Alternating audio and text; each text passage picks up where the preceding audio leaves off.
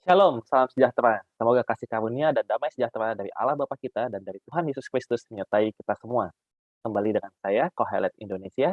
Kita akan memulai Bible Study kita yang berjudul Akar dan Buah Kebohongan. Nah, ini yang sangat penting ya. Ini bagian juga dari ucapan ke-13 tentang tanamkan kejujuran kepada bawahan. Nah, ini bagian dari 30 ucapan orang bijak, khususnya bagian yang ketiga, di mana ini mengajarkan 8 nilai harus ditanamkan kepada anak atau kepada anak buah. Sebelumnya kita sudah membahas nilai yang pertama, yaitu adalah disiplin, itu nilai yang sangat penting. Lalu ini nilai kedua, yaitu adalah kejujuran.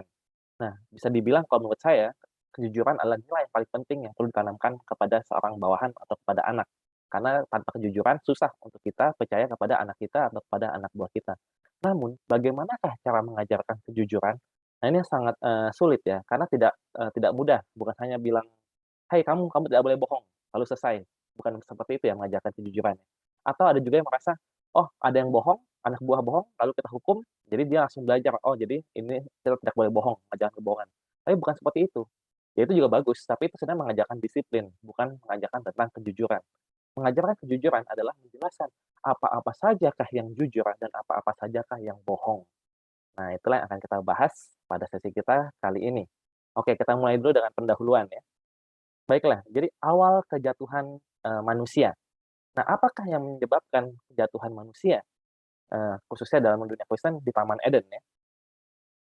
Nah, banyak yang bilang mungkin kejatuhan manusia itu karena tidak menurut, karena dimakan buah yang padahal sudah dilarang untuk tidak dimakan. Ya, betul juga. Ada juga yang bilang, "Oh, awal dosa manusia itu, kejatuhan manusia adalah karena tinggi hati, karena ingin sama seperti Tuhan, tergoda untuk makan buah yang bisa membuat mereka seperti Allah," seperti itu. Nah, namun saya ingin melihat dari sisi yang lain atau dari sudut pandang lain yang, melihat bahwa kejatuhan manusia itu diawali dengan suatu tipu daya atau kebohongan atau dusta. Nah, ini kita bisa lihat, dari pasalnya dari surat Paulus ke Timotius. Kita buka 1 Timotius 2 ayat 14. Seperti biasa, saya sarankan ambil Alkitabnya dulu, bisa di-pause kalau belum ada Alkitabnya, lalu ambil Alkitab, lalu kita buka bersama-sama 1 Timotius 2 ayat 14. Nah, kita akan banyak baca dari ayat Alkitab, jadi lebih baik Alkitabnya diambil. 1 Timotius 2 ayat 14, "Lagi pula, bukan Adam yang tergoda, melainkan perempuan itulah yang tergoda dan jatuh ke dalam dosa." Nah, jadi kita tahu bahwa kejatuhan manusia itu dimulai di Taman Eden. Nah, di sini dijelaskan bahwa apa? Bahwa mereka tergoda dan jatuh ke dalam dosa. Nah, makanya di sini kalau di layar, saudara lihat bahwa saya ambilkan ayat yang sama tapi bunyinya lain, karena itu dari, terjemahan AYT, Alkitab yang terbuka. Itu lebih tepat dalam hal ini. Karena kata tergoda di sini kurang tepat, karena yang lebih tepat dari bahasa aslinya ini artinya tertipu. Ya, jadi bukan Adam yang ditipu, melainkan perempuan yang ditipu dan jatuh dalam pelanggaran atau dosa. Jadi ternyata di Taman Eden itu, kejatuhan itu dimulai dari tipuan, tentu tipuan ular atau iblis ya. Nah, ini kita bisa juga lihat kisahnya di Kejadian 3 ayat 13, bahwa mereka itu betul-betul, istilahnya jatuh karena ditipu sebenarnya.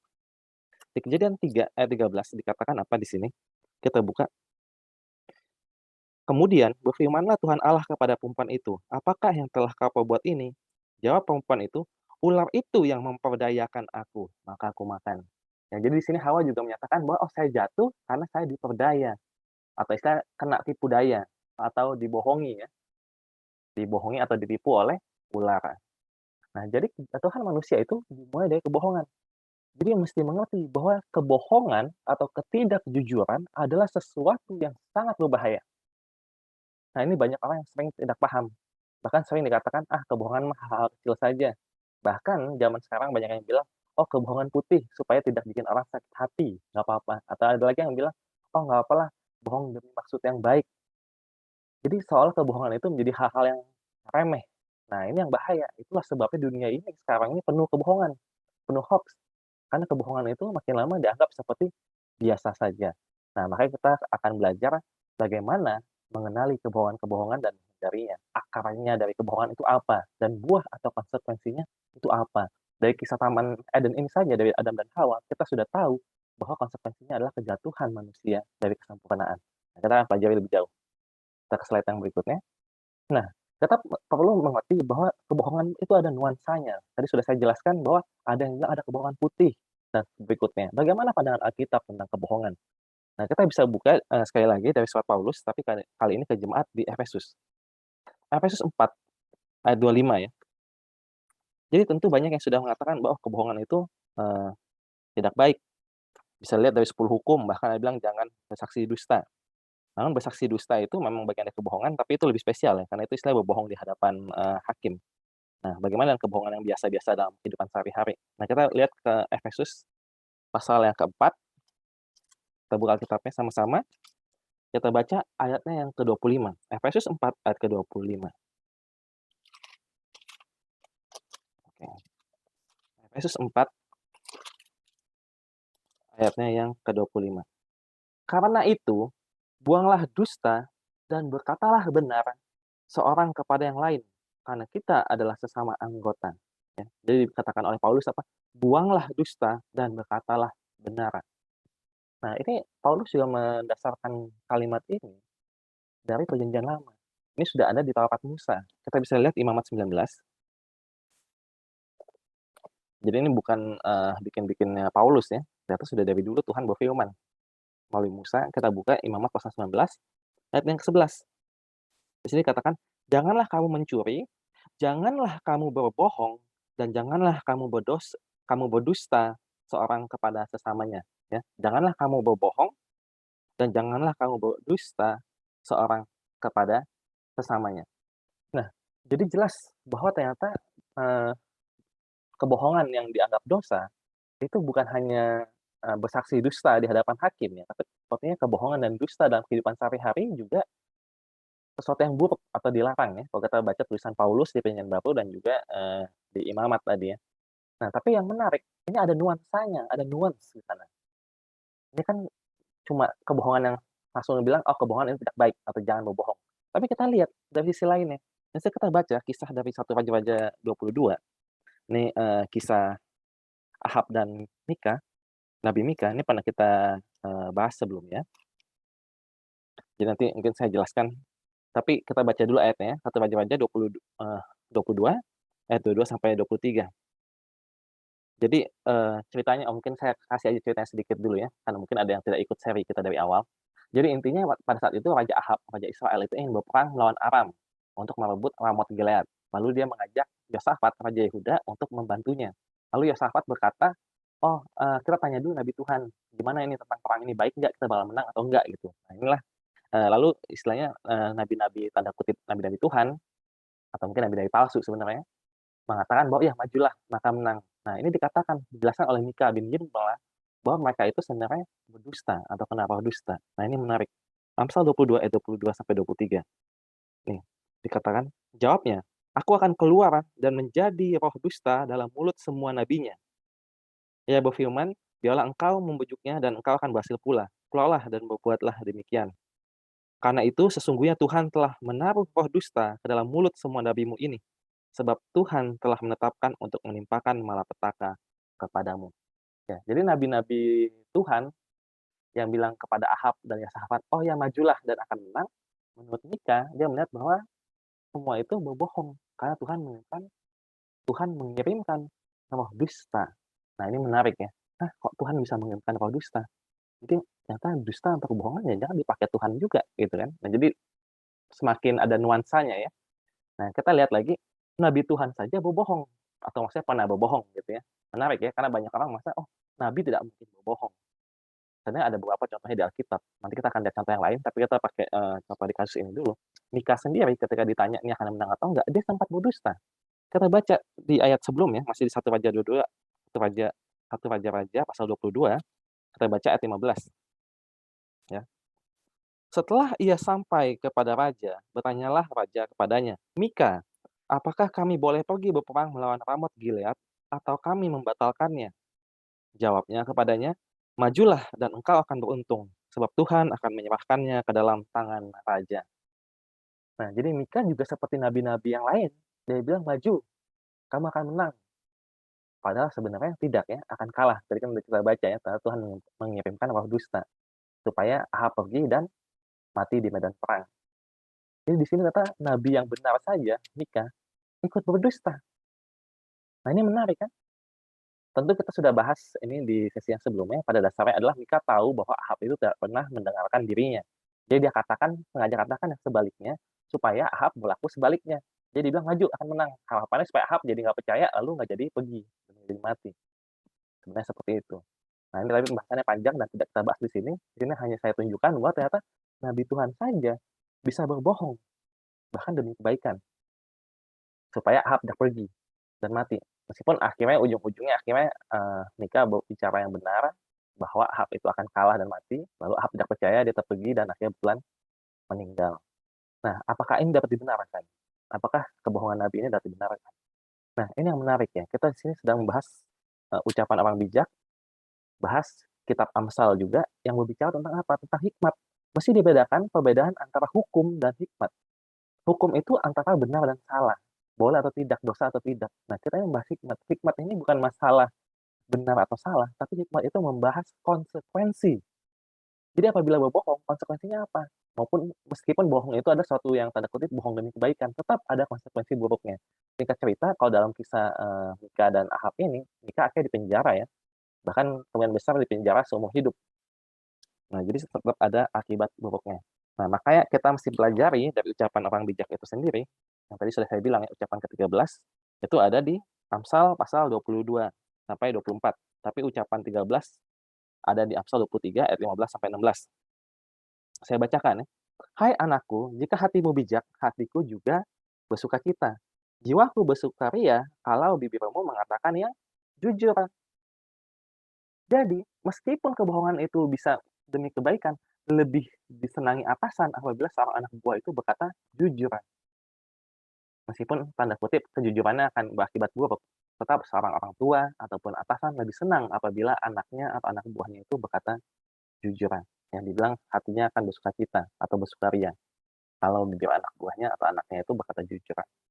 Jadi, nanti akan kita pelajari lebih dalam tentang konsekuensi-konsekuensi dari kebohongan.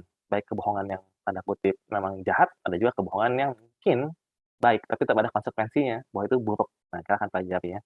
Kita lanjut dulu. Nah, mengenali kebohongan di Eden. Jadi kita kembali lagi ke Taman Eden ya. Karena kita mau melihat kebohongan di mana iblis atau ular di sini ya memutarbalikan fakta tanpa berbohong. Nah, kita baca lagi dari Kejadian pasal 3. Jadi kita kembali ke Kejadian pasal 3 ya, kita ke depan. Kejadian pasal 3 ayat pertama. Nah, jadi ini, kisah kejatuhan manusia itu di Kejadian pasal 3. Kejadian pasal 3 ayat yang pertama ya. Adapun ular, ialah yang paling cerdik dari segala binatang di darat yang dijadikan oleh Tuhan Allah. Ular itu berkata kepada perempuan itu, "Tentulah Allah berfirman, semua pohon dalam taman ini janganlah kamu makan buahnya, bukan?" Nah, apakah di sini ular berbohong? Sekilas orang bisa bilang, "Oh iya, ular berbohong." Dia bilang, semua, pohon ini boleh dimakan buahnya. Tapi ular tidak bilang seperti itu ya. Ular kan bertanya. Jadi pertanyaan. Nah, ini menarik ya. Jadi dia membungkus dusta dalam pertanyaan, memutarbalikkan fakta dalam bentuk pertanyaan. Jadi istilahnya menggiring opini. Nah, jadi ini sesuatu yang berbahaya juga ya. Jadi tanpa berbohong, seorang dapat menipu. Nah, itu yang perlu kita pelajari. Kita lanjut dulu. Nah, kita baca ayat berikut-berikutnya ya, sampai ayat 4 ya. Ayat 2, "Lalu sahut perempuan itu kepada ular itu, 'Buah pohon-pohonan dalam taman ini boleh kami makan.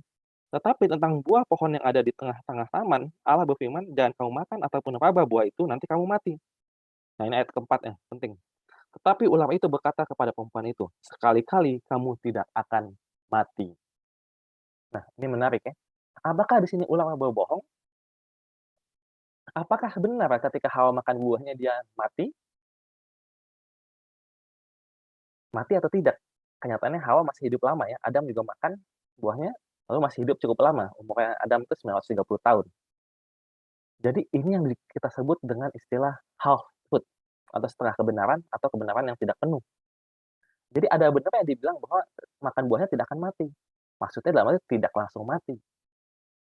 Tapi apakah mereka sebenarnya mati? Mati. Karena dengan makan buah itu maka kehilangan kekekalan, tidak hidup kekal lagi, dan akhirnya mati juga ujung-ujung. Nah, jadi mengatakan sesuatu dalam bentuk half truth atau setengah kebenaran, jadi ada benarnya tapi sebenarnya ada salahnya juga. Itu juga adalah suatu penipuan. Nah, ini yang kita pelajari. Jadi kalau kita baca sekilas dari 2 perkataan ular di sini, dua-duanya itu tidak berbohong secara langsung. Yang satu bentuknya pertanyaan, menggiring opini. Yang kedua bentuknya apa? Half truth, setengah kebenaran, kamu tidak akan mati kalau makan buahnya. Ada benernya juga. Tapi kita sudah baca tadi di slide pendahuluan bahwa apa? Menurut Paulus dan menurut Hawa, ular telah menipu. Nah, bukti paling pentingnya apa? Ini bukan cuma kata-kata Paulus dan, Hawa doang ya, karena ujung-ujungnya Tuhan menghukum ular. Berarti betul, ular telah melakukan kesalahan penipuan. Nah, jadi apa yang kita pelajari dari kasus ini bahwa tanpa berbohong, seseorang tetap dapat menipu karena memiliki maksud yang jahat. Nah, itu ya. Jadi jangan kira, "Oh, saya mengatakan kan ada bener ya saya ngomong ini, padahal saya niatnya menipu." Atau kasih pertanyaan, "Eh, bukannya kayak begini ya?" Menggiring opini itu. Itu juga suatu penipuan, karena maksudnya buruk.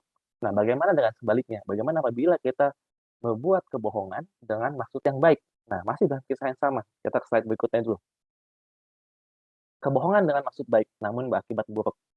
Nah, kita baca tadi kita sudah baca di pasal 3, Kejadian 3, ayat yang ketiga tadi sudah kita baca, di sini dikatakan apa? Ya, ulah berkata, tetapi, maaf, di sini, Hawa berkata ya, Hawa, menjawab ular dan berkata, "Tetapi tentang buah pohon yang ada di tengah-tengah taman, Allah berfirman, 'Jangan kau makan ataupun raba buah itu, nanti kamu mati.'" Nah, ini yang menarik ya. Jangan kamu raba buah itu, atau sentuh gitu ya. Memang firman Tuhan seperti itu. Kita baca di Kejadian 2 ayat 17. Tidak seperti itu ya. Kita baca di Kejadian 2 ayat 17, firman Tuhan apa? Mungkin dari ayat 16. "Lalu Tuhan Allah memberi perintah ini kepada manusia, 'Semua pohon dalam taman ini boleh kau makan buahnya dengan bebas. Tetapi pohon pengetahuan tentang yang baik dan yang jahat itu, janganlah kau makan buahnya, sebab pada hari engkau memakannya, pastilah engkau mati.'" Jadi larangannya adalah memakan, tidak ada larangan menyentuh di situ.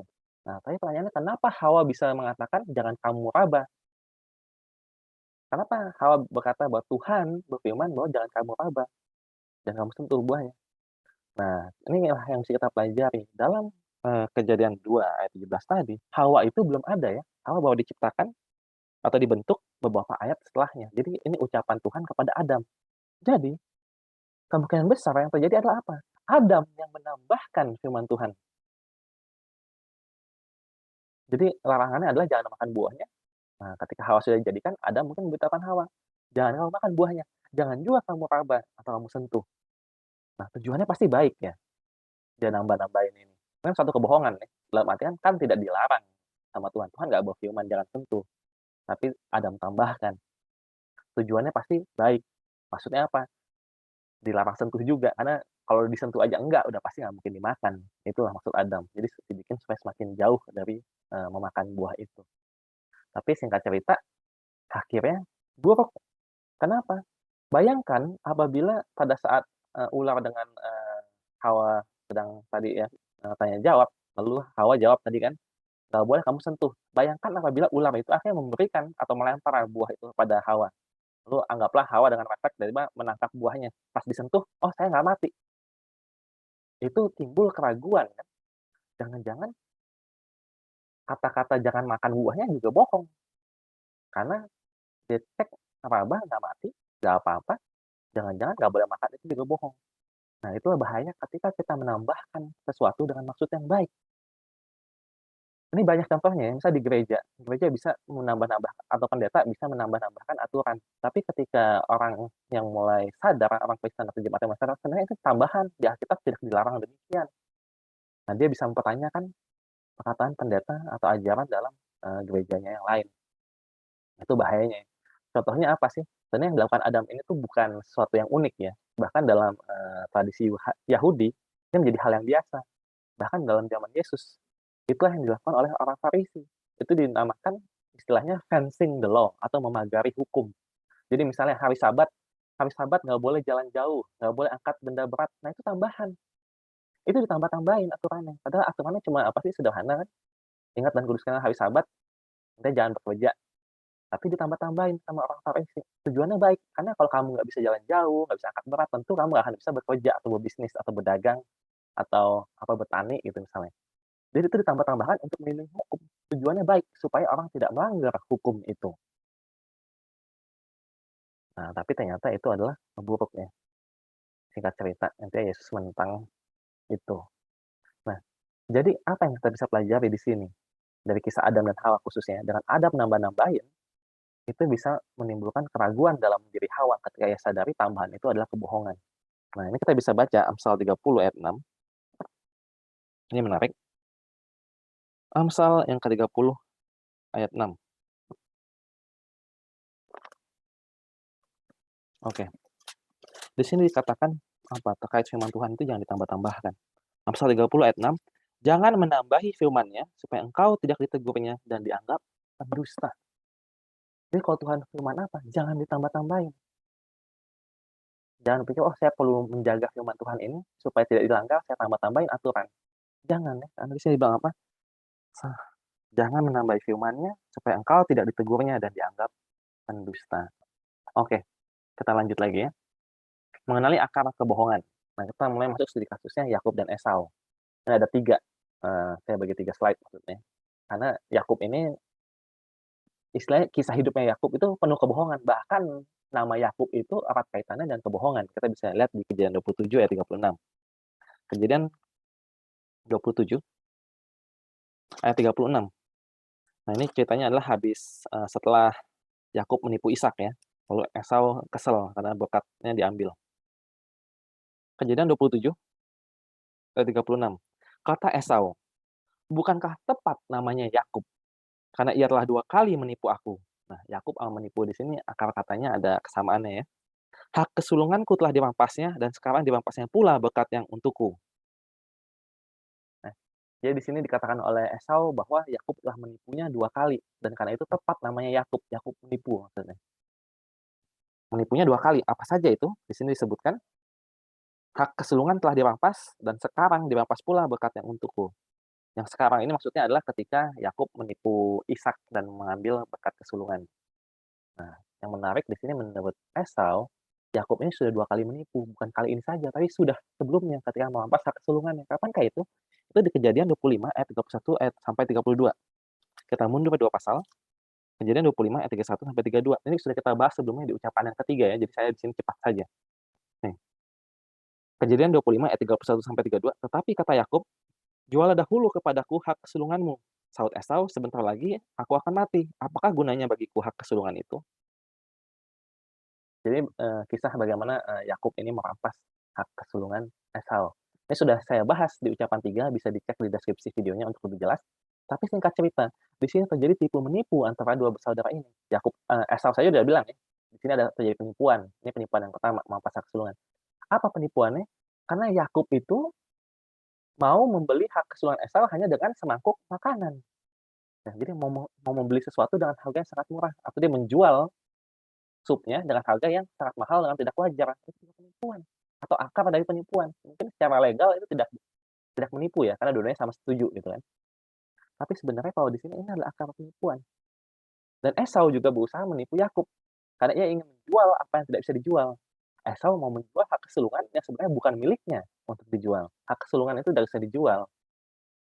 Jadi dia menipu Yakub gitu. Jadi ada saling penipu di sini. Dan singkat cerita, inilah akar dari kebohongan yang terjadi di kisah pasal 27, di mana akhirnya Yakub menipu Ishak. Karena kenapa? Karena dia merasa, "Ah, aku kan sudah mendapatkan hak kesulungan, jadi wajar dong kalau aku ambil." Jadi, kebohongan Yakub kepada Ishak yang sangat durhaka sekali ya, eee, menipu ayahnya sendiri, itu diawali hanya dari kejadian sup kacang merah ini. Suatu yang sekilas bukan penipuan, tapi ternyata adalah penipuan. Menjual sesuatu di luar harga yang wajar, atau yang satunya lagi, menjual apa yang tidak bisa dijual. Nah, yang menarik dalam perebutan berkat, dalam mengambil, berkat Ishak, kita baca Kejadian 27 ayat 8 sampai 13 ya. Ini menarik karena penipuan ini juga seolah-olah, eee, bukan penipuan gitu, sekilas ya. Soalnya Yakub bisa aja bilang, "Saya sebenarnya nggak mau menipu, tapi kan saya dipaksa sama ibu saya. Kan ibu saya bilang ke saya." Nah, ini bahaya ya. Bisa jadi anak buah mau menipu, dia bilang, "Eh, saya menipu karena atasan saya yang suruh." Bahaya ya di sini ya. Nah, kita coba cek aja ceritanya. Kejadian 27 ayat 8 sampai 13.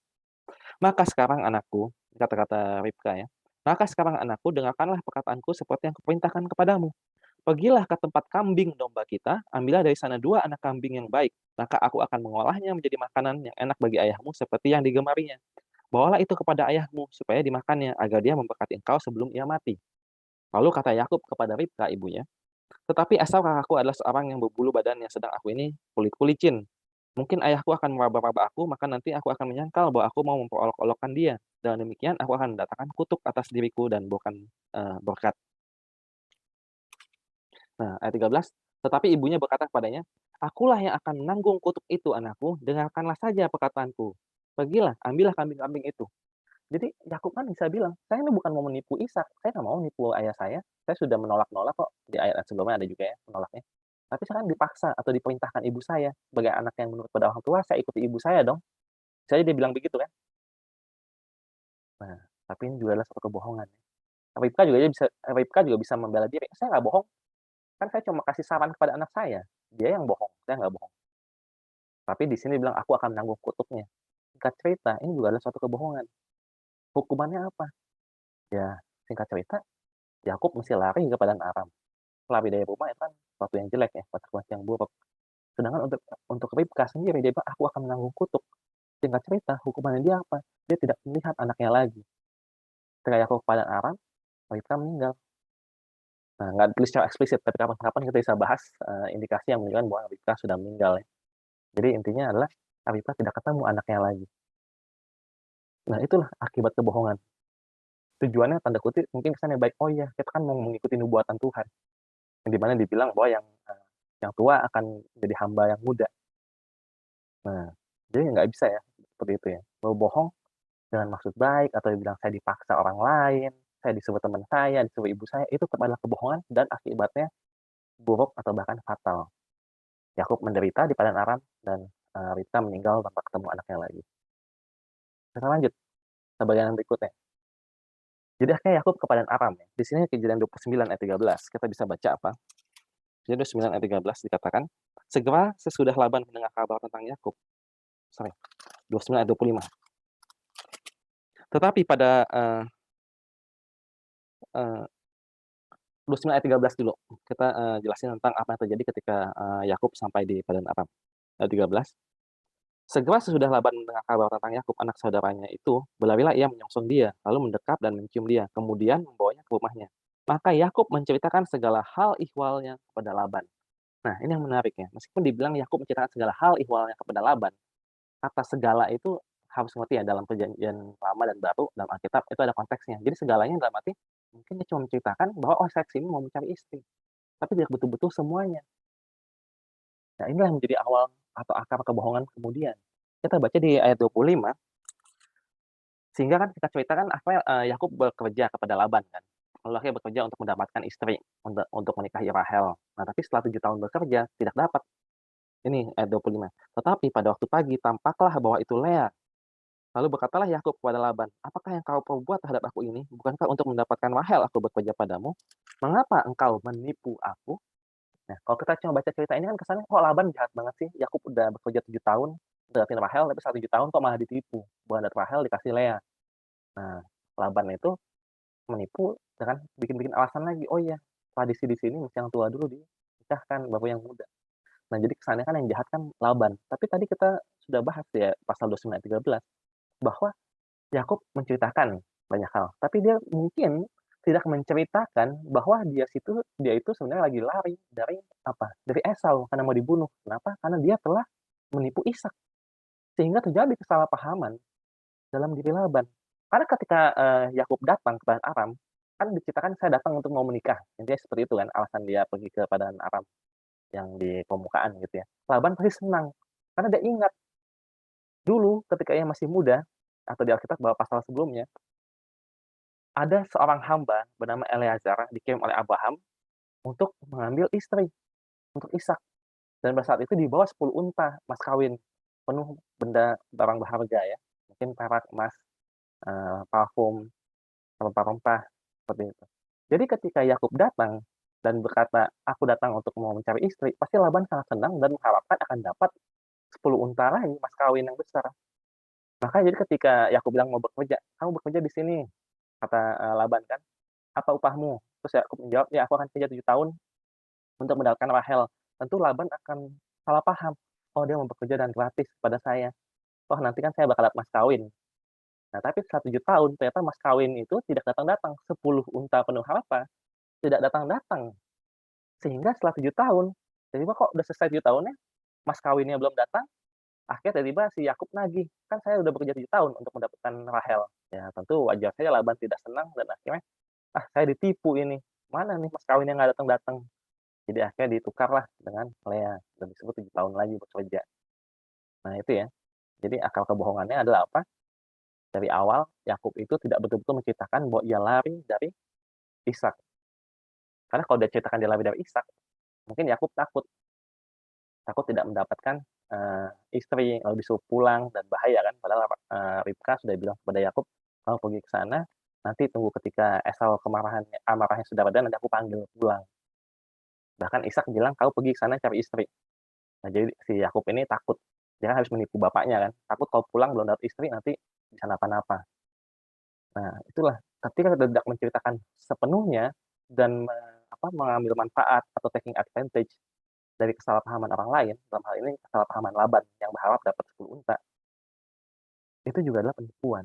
Itu ujung-ujungnya akhirnya itu kan akal penipuannya, sehingga kebohongannya adalah ya tadi, Laban akhirnya menipu Yakub dan terjadi tipu menipu antara Yakub dan Laban untuk seterusnya. Kalau dibaca kisahnya panjang ya, saya nggak ceritain di sini. Intinya mereka, tipu menipu soal ternak. Nah, kebohongan ini juga menular. Menular apa? Yakub dan Laban ini saling menipu satu sama lain sejak saat itu ya. Akhirnya tentu keluarga yang melihat, akhirnya masa, "Ah iyalah suami saya menipu, ya wajar dong saya menipu juga." Atau anaknya yang melihat, "Oh ya saya juga mau jadi penipu." Padahal kebohongan itu hal biasa. Contohnya ya, Rahel dan Laban. Rahel menipu Laban. Bisa dilihat Kejadian 31 ayat 34 sampai 35. Di sini dikatakan apa? Di sini ceritanya ketika mereka, akhirnya pergi atau lari dari padang Aram ya, buat balik ke tanah, Kanaan. Nih, tetapi Rahel telah mengambil terafim itu dan memasukkannya ke dalam pelana untanya dan duduk di atasnya. Laban menggeledah seluruh kemah itu, tetapi terafim itu tidak ditemuinya. Lalu kata Rahel kepada ayahnya, "Janganlah Bapa marah, karena aku tidak dapat bangun berdiri di depanmu, sebab aku sedang haid." Dan Laban mencari dengan teliti, tetapi ia tidak menemukan terafim itu. Terafim ini seperti kayak boneka atau patung kecil berhala gitu ya, gitu ya. Nah, jadi ternyata Rahel ambil. Nah, kalau dibaca cerita lebih lengkapnya, intinya Laban itu marah, "Siapa nih yang ngambil?" Gitu kan. Akhirnya, Rahel tuh berbohong, dia sembunyi di pelana untanya, dan dia nggak mau berdiri, supaya nggak bisa diperiksa, dan dengan alasan, "Aku lagi haid." Nah, itulah tipuannya. Andaikan Rahel pada saat itu benar lagi haid, tetap saja itu adalah penipuan. Meskipun dia berkata hal yang benar lagi haid, tapi kebenaran itu ia pakai untuk menyembunyikan kebenaran yang sedang ditanyakan. Nah, itulah penipuan. Singkat cerita apa? Rahel akhirnya mendapat hukumannya juga karena telah menipu ayahnya. Rahel itu mati muda. Ketika ia melahirkan, Benyamin, kalau nanti baca ceritanya, dia mati. Seperti itu ya. Simeon dan Lewi juga menipu Sikem ya, di Kejadian 34 ayat 1 sampai 31. Ini kita nggak baca, nanti kepanjangan. Jadi intinya adalah pada saat itu Sikem itu memperkosa Dina, lalu pengen menikahi Dina, saudara perempuan mereka ya. Lalu akhirnya mereka bilang, "Oh yaudah boleh kamu nikahi, tapi setelah kalian semua bersunat satu kota." Tapi setelah mereka bersunat, setelah sunat kan kesakitan kan, nggak bisa ngapa-ngapain, nah lalu diserang dan dibunuh oleh Simeon dan Lewi, satu kota, Sikem itu. Jadi intinya akhirnya kebohongan-kebohongan yang telah, dimulai oleh Yakub, akhirnya diperhatikan oleh istri dan anak-anaknya dan dilakukan, seperti itu ya. Simeon dan Lewi juga ada hukumannya, nanti bisa dibaca di, perkataan Yakub. Nah, anak-anak Yakub itu juga menipu Yakub. Nah, ini kita baca di bagian berikutnya. Ya, mengenali akal kebohongan studi kasus Yakub dan anak-anaknya ya. Kapankah anak-anak Yakub menipu Yakub? Tentu semua sudah tahu cerita yang populer ketika mereka, berbohong tentang Yusuf ya. Jadi mereka menjual Yusuf ke Mesir, lalu mereka seolah membohongi atau menipu Yakub seolah-olah, Yusuf mati diterkam binatang buas. Tapi kita perhatikan kebohongannya. Kita baca di Kejadian 37 ayat 32. Kejadian 37 ayat 32, di sini dikatakan apa? Kita baca dari ayat 31 ya. Kemudian mereka mengambil jubah Yusuf dan menyembelih seekor kambing, lalu mencelupkan jubah itu ke dalam darahnya. Jubah maha indah itu mereka suruh antarkan kepada ayah mereka dengan pesan, "Ini kami dapati, silakan Bapak periksa apakah jubah ini milik anak Bapak atau tidak." Ya. Sehingga ujung-ujungnya Yakub merasa Yusuf telah mati. Nah, ini menarik ya, apakah anak-anak Yakub berbohong? Secara langsung seperti tidak berbohong, tapi mereka menipu dengan memalsukan bukti, falsifying evidence ya, memalsukan bukti dan menggiring opini. Lihat ini, apakah ini milik anak Bapak atau bukan? Jadi salah paham ya. Dan yang menarik adalah Yakub juga sadar bahwa ini adalah ganjaran atas kebohongannya. Karena seperti Yakub telah menipu Ishak dengan jubah Esau dan dengan daging kambing dan juga dengan, bahkan kulit kambing, bulu kambing, kalau, kita baca cerita sebelumnya, dengan hal yang sama juga ia ditipu oleh anak-anaknya, dengan darah kambing dan dengan jubah. Nah, jadi bagaimana kebohongan itu akhirnya berlanjut ke kebohongan-kebohongan berikutnya. Nah, singkat cerita akhirnya Yusuf ke Mesir, lalu akhirnya menjadi, perdana menteri di sana, lalu, anak-anak Yakub dikirim untuk membeli makanan di sana kan. Nah, singkat cerita, akhirnya setelah dikirim, anak-anaknya untuk beli makanan, Yakub itu nggak percaya lagi kepada anak-anaknya, sejak kisah, jubah Yusuf tadi ya. Karena ujung-ujungnya ketika mereka kembali dari Mesir, 10 anak itu kembali, mereka bilang, "Oh, Simeon ditawan, kita harus bawa Benyamin ke sana." Nah, Yakub nggak percaya lagi sama anak-anaknya. Nanti bisa dibaca, Yakub tidak percaya sama anak-anaknya lagi. Karena ia takut, ya ia kira bahwa Simeon itu telah dijual untuk makanan. Dan jangan Benyamin mau dijual juga. Dia udah nggak percaya lagi. Tapi kapankah Yakub percaya?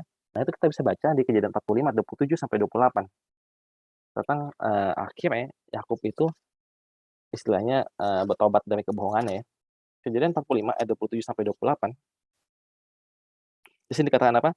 Tetapi ketika mereka menyampaikan kepadanya segala perkataan yang diucapkan Yusuf, dan ketika dilihatnya kereta yang dikirim oleh Yusuf untuk menjemputnya, maka bangkitlah kembali semangat Yakub ayah mereka itu. Kata Yakub, "Cukuplah itu, anakku Yusuf masih hidup, aku mau pergi melihatnya sebelum aku mati." Jadi ujung-ujungnya akhirnya, Yakub percaya kepada anak-anaknya. Setelah apa? Apa karena dilihat kalau di sini kan ditulis apa di ayat 27 ya. Tapi ketika mereka menyampaikan kepadanya segala perkataan yang diucapkan Yusuf, dan ketika dilihatnya kereta yang dikirim oleh Yusuf untuk menjemputnya, bahwa akhirnya Yakub percaya. Apakah Yakub percaya karena dia tergoda oleh harta ya? Jadi kan istilahnya, Yusuf itu mengirimkan 10 keledai penuh harta di ayat sebelumnya. Kita baca di ayat 23 ya. Di samping itu, kepada ayahnya dikirimkannya 10 ekor keledai jantan, dimuati dengan apa yang paling baik di Mesir. Nah, dia setelah melihat inilah Yakub akhirnya percaya. Karena ia sadar, inilah 10 unta yang dulu ia tunggu-tunggu. Karena waktu itu Ribka bilang akan dijemput kan. Nah, dia kira akan dijemputnya tentu dengan mas kawin ya, karena dibilang dia pergi ke padang Aram kan untuk menikah. Nah, tapi ternyata nggak datang-datang. Lalu akhirnya ketika dia melihat 10 keledai penuh harta, dan dia teringat cerita tentang 10 unta itu. Dan akhirnya ia percaya. Nah, itulah bahwa akhirnya dia selesai kebohongannya. Karena ia percaya kepada Yehuda lebih dahulu sebenarnya kalau kita, baca, tapi mungkin akan panjang ceritanya kalau saya cerita terlalu panjang ini mulai ke mana-mana juga. Tapi intinya singkat cerita adalah semua kebohongan itu ada konsekuensi buruknya. Nah, itulah karena Yakub telah menipu Ishak, Yakub juga ditipu oleh anak-anaknya. Nah, kita pelajari yang terakhir, tipu muslihat dalam perang. Itu kan tadi kan kebohongan dalam masa damai, tapi bagaimana dengan dalam masa perang? Bolehkah kita berbohong dalam masa perang? Nah, ini ada beberapa studi kasus ya. Jadi kita, singkat saja. Yang pertama adalah Yosua pasal 8 ayat 2. Di sini ternyata Tuhan saja mengajarkan untuk melakukan tipu muslihat. Jadi sepertinya tipu muslihat itu tidak apa dalam perang. Bagaimana orang mau berperang atau satu kerajaan berperang, tapi tidak menggunakan tipu muslihat. Nah, jadi ternyata di sini dikatakan bisa ya. Yosua 8 ayat 2. Di sini ketika mereka memerangi kota Ai. Nah, ayat 2 ya. Atau dari ayat 1 ya. Kemudian berfirmanlah Tuhan kepada Yosua, "Janganlah takut dan janganlah tawar hati, bawalah seluruh tentara dan bersiaplah maju ke Ai. Ketahuilah, aku serahkan kepadamu raja negeri Ai, rakyatnya, kotanya, dan negerinya.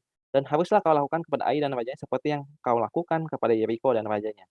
Hanyalah barang-barangnya dan ternaknya boleh kamu jarah. suruhlah orang bersembunyi di belakang kota itu. Nah, singkat cerita disuruh bersembunyi di belakang kota, lalu disuruh perang, lalu nanti tentara yang berperang di awal itu pura-pura kalah, muslihat. Nah, inilah di sini muslihatnya. Nah, ketika orang-orang dari Ai itu keluar, tentara yang sudah disiapkan untuk bersembunyi di belakang kota itu akhirnya merebut kota itu. Jadi tipu muslihat itu dalam masa perang tidak apa. Nah, yang menarik tadi saya sempat bilang ada nabi yang menipu kan. Tadi udah ada Mika bin Imlan. Ini bagaimana Elisa? Elisa juga seperti itu. 2 Raja-Raja 6 ayat 19. Kita buka ya. Jadi pada saat ini Israel sedang berperang dengan Aram. 2 Raja-Raja 6 ayat 19. Sebenarnya ini kisah yang populer ya. Kalau pernah tahu yang Elisa bilang mereka yang bersama kita tuh lebih banyak. Buka mata Gehazi untuk melihat tentara-tentara berkuda malaikat Tuhan. Nah, ini kelanjutan ya. 2 Raja-Raja 6 ayat 19. Kita baca di sini. 2 Raja-Raja pasal 6 ayat yang ke-19 ya. Kemudian berkatalah Elisa kepada mereka. Oke, mungkin di ayat 18. Ketika orang-orang Aram itu turun mendatangi dia, berdoalah Elisa kepada Tuhan. Butakanlah kiranya mata orang ini, antara Aram ya. Maka dibutakannya lah mata mereka sesuai dengan doa Elisa. Kemudian berkatalah Elisa kepada mereka, bukan ini jalannya dan bukan ini kotanya. Ikutlah aku, maka aku akan mengantarkan kamu kepada orang yang kamu cari. Lalu diantarkannya mereka ke Samaria. Nah, ini kebohongan. Kenapa? Karena kalau kita baca di pasal yang lengkap, tentara Aram itu memang datang untuk mencari Elisa dan untuk membunuh Elisa. Nah, tetapi ketika mereka bertemu Elisa, Elisa bilang apa? Bukan ini jalannya dan bukan ini kotanya. Ikutlah aku, nanti aku antarin ketemu orangnya. Padahal dia sendiri itu orangnya. Jadi di sini Elisa sebenarnya berbohong. Tapi pembenarannya apa? Dalam masa perang. Dalam masa perang. Jadi akhirnya dibawa ke Samaria. Maka terkepung di sana kan. Nah, yang menarik apakah dengan masa perang jadi dibenarkan untuk berbohong? Tidak selamanya ya. Tetap ada etikanya. Kita bisa lihat ceritanya Daud dan Akis di 1 Samuel 27 ayat 10. Jadi pada saat itu Israel memang sedang berperang dengan Filistin. Akis ini raja Gat, satu kota utama dari Filistin ya. 1 Samuel 27 ayat 10. Jadi intinya kan waktu itu Daud lagi dikejar-kejar oleh Saul. Lalu singkat cerita akhirnya ia lari ke Akis dan minta perlindungan. Lalu dikasih kota namanya Ziklag. Lalu selama di Ziklag, Daud ini pergi menjarah desa-desa lain. Nah, tapi dia berbohong kepada Akis ketika ditanya. Ditanya, "Kemana kamu menjarah?" Nah, ini jawabannya ya. 1 Samuel 27 ayat 10. Jika Akis bertanya, "Di mana kamu menyerbu pada hari ini?" Maka jawab Daud, "Di tanah Negeb Yehuda, atau di tanah Negeb orang Yerahmeel, atau di tanah Negeb orang Keni." Ini orang-orang atau sekutu Israel ya yang diserang. Jadi Daud ini berdusta, padahal dia menyerangnya orang Amalek. Tapi di sini ketika ditanya, "Kamu kemana?" "Oh, saya nyerang bangsa saya sendiri." Nah, ujung-ujungnya demi apa dia berbohong demi mendapat kepercayaan Akis. Nah, Akis jadi makin percaya, "Oh, baguslah, Daud ini kan orang Israel aslinya, dia nyerangin bangsanya sendiri. Ya udah berarti udah aman, dia nggak bakal berontak lawan aku. Dia akan jadi hambaku selamanya." Nah, tapi singkat cerita ini adalah kebohongan. Nah, kan tadi kita bilang, tipu muslihat dalam perang bisa ada pembenarannya. Tapi ketika Daud datang kepada Akis, dia datang dengan damai. Bukan sebagai agennya Saul, misalnya ya, sebagai mata-mata atau apa, enggak. Dia dalam masa damai, dia datang kepada Akis. Tapi kepercayaan yang diberikan oleh Akis, ternyata disalahgunakan oleh Daud untuk menipu Akis. Dia menyerang orang Amalek, tapi ngakunya dia nyerang tanah Negeb, tanah Yehuda.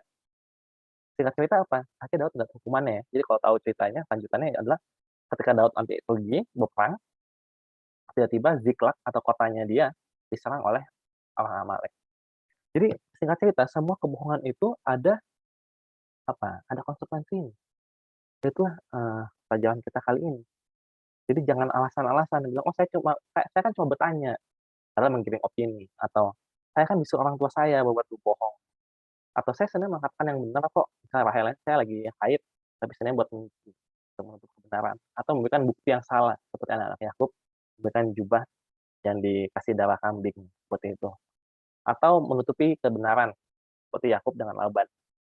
Jadi banyak penipuan-penipuan terkesan bukan menipu, tapi itu menjadi akar dari kebohongan dan semua itu akibatnya buruk. Nah, jadi untuk menutup kita baca dari Amsal pasal 13 ayat 5 dan 15 ayat 9. Ada di layar, kita baca dari layar aja. Di sini dikatakan apa? Orang benar benci kepada dusta, tetapi orang fasik memalukan dan memburukan diri. Jalan orang fasik adalah kejian bagi Tuhan, tetapi siapa mengejar kebenaran dikasihinya. Jadi orang benar itu benci kepada dusta. Nah itu yang paling penting ya. Jadi ajarkanlah anak buah dan anak-anak supaya tidak berbohong dengan cara menjelaskan apa yang bohong, apa yang tidak. Apa saja sebenarnya adalah akar-akar kebohongan. Jadi mau berbohong, dari hal yang baik itu juga konsekuensinya buruk, itu dijelaskan dengan baik. Dan tadi ya udah banyak contoh-contohnya, nanti bisa di-review videonya, bisa diulang sekali lagi juga, bahwa semua hal yang tidak bohong dalam bentuk, permukaan, tetapi dengan tujuan untuk menipu, itu juga adalah kebohongan, seperti itu. Jadi untuk menutup, ini yang terakhir adalah, lampiran seperti biasa, ini Amsal-Amsal Salomo yang lebih banyak menjelaskan tentang ucapan 13 tentang kejujuran dan kebenaran. Nanti bisa di-pause, bisa dibaca ayat-ayatnya di sebelah kiri atau dibaca, dengan lengkap di kolom sebelah kanan. Nah, itu saja yang saya bisa sampaikan untuk hari ini. Nanti yang, video berikutnya kita akan lebih banyak membahas, nilai-nilai lain yang perlu ditanamkan kepada anak atau anak buah. Yang berikutnya adalah integritas, seperti itu. Itu saja yang bisa saya sampaikan pada hari ini.